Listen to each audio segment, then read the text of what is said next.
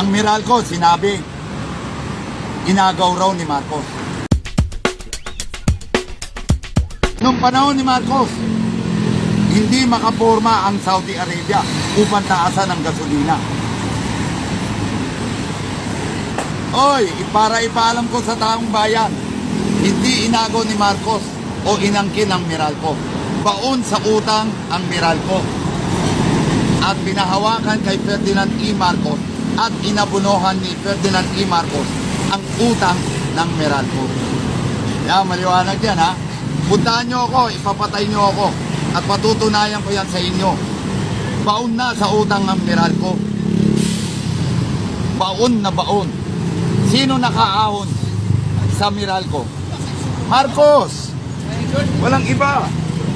Si Marcos ang nakaahon ng Meralco, kaya patuloy tayo nagkaroon ng elektrisidad. At sinong pumigil sa Bataan Nuclear Power Plant? Ang mga gobyerno, negosyante at mga taong bayan dyan na nabulag ang kanilang isipan upang hindi maipagpatuloy ang power plant. Kung naipagpatuloy ang power plant, isang taong mahirap kayang gumamit ng aircon. Naka-aircon ka kahit ikaw ay isang mahirap. Hindi ventilador na kuryente lang ng ventilador, mahal na. Plus plancha pa. Plus Ano naman masasabi mo sa tubig na to, sa sinasabi nilang ano? Yan. Isa pa rin yan. Yung Maynilad ngayon, isa pa rin yan.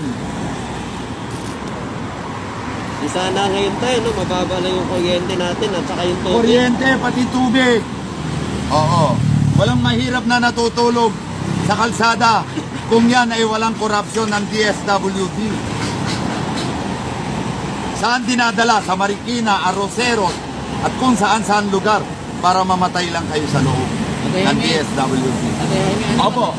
Ano pa sasabi mo sa mga supporters na yung sabi na may nakarang araw doon sa may Kumilit, mayroon tayong na balitaan na mga supporters na ginigiit nilang i-disqualified si BBM.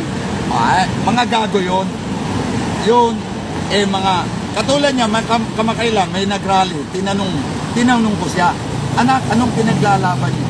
Wala, tatay, sumama lang kami kasi binigyan kami ng pera. Hindi ako naka-live no. Kung naka-live yun, bingo. Diba? Pero dala ko ang cellphone ko. Ay, gano'n. Binigyan mo lang tayo. Oo, bibig lang. Sabi ko, anak, bakit ka pumapayag?